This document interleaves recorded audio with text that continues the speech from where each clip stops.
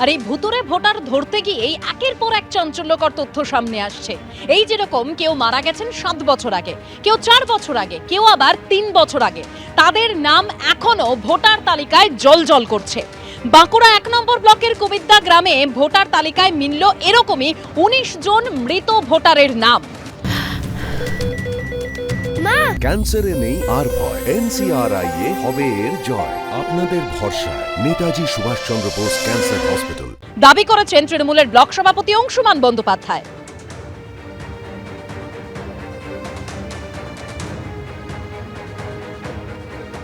শনিবার দিন ভর্তি করা হলো, ভর্তি করে রবিবার দিন 4টার সময় মারা গেল হঠাৎ। আপনার স্ত্রী তো ভোটার লিস্টে নাম রয়েছে, হ্যাঁ, কেন আমি কি করবো? আমি তো জাতবাদ দিয়ে দিয়েছি স্যার, বন্ধ করে আবেদন আমি করেছেন? আবেদন করেছি। হঠাৎ স্ত্রী ভোটার কার্ডে নাম মানে লিস্টে নাম, অবাক লাগছে। হ্যাঁ, অবাক লাগছে, মারা তো গেছে আর ভোট কে দিবেন, তো ওইটা এবার বন্ধ করে দিল। এই যে আপনারা অ্যাপ্লাই করেছিলেন, তারপর এখনো পর্যন্ত কেন রয়ে আছে এই নাম লিস্টে? ওইটা হয়তো কিছু গোলমাল আছে। তৃণমূল নেতা তিনি আবার নির্বাচন কমিশনের দিকে আঙুল তুলেছেন। তিনি বলছেন মৃতদের তরফে আবেদন করা হলেও কেন নাম কাটা হয়নি, আর বিজেপি বলছে শাক দিয়ে মাছ ঢাকার চেষ্টা।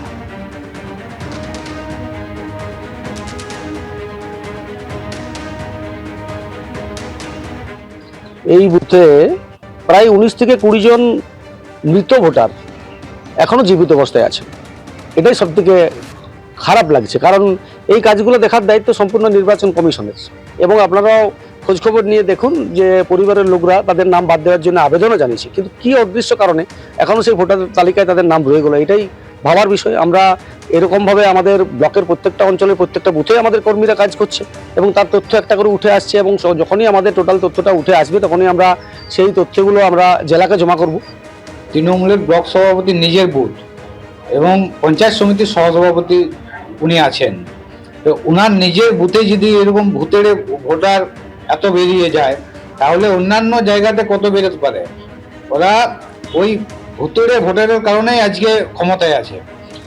ওনারা শাক দিয়ে মাছ ঢাকার চেষ্টা করছে, নিজেদের দোষটা অন্যের ঘাড়ে চাপিয়ে ওনারা পার পেয়ে যাবে ভাবছে, কিন্তু কোনো মতেই পার পাবেন না। আমরা এর বিরুদ্ধে আন্দোলনে নামবো এবং এই যত ভুতুড়ে ভোটার আছে সব জায়গায় নামগুলো কাটার ব্যবস্থা করাবো।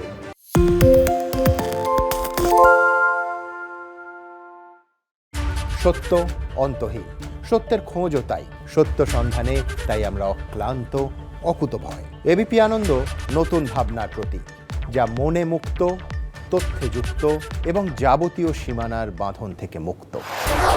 সীমা না শব্দটির মধ্যে লুকিয়ে আছে মানা শব্দটি, যেন চোখ রাঙানি এক অদৃশ্য ব্যানাজার, যা আটকে রাখে আমাদের এক ছোট্ট গণ্ডির মধ্যে।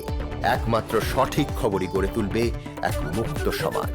সেই জগৎ গড়ার লক্ষ্যে কোনো সীমানার ঠুকুটি আমরা মানব না। এবিপি আনন্দ এগিয়ে থাকে, এগিয়ে রাখে।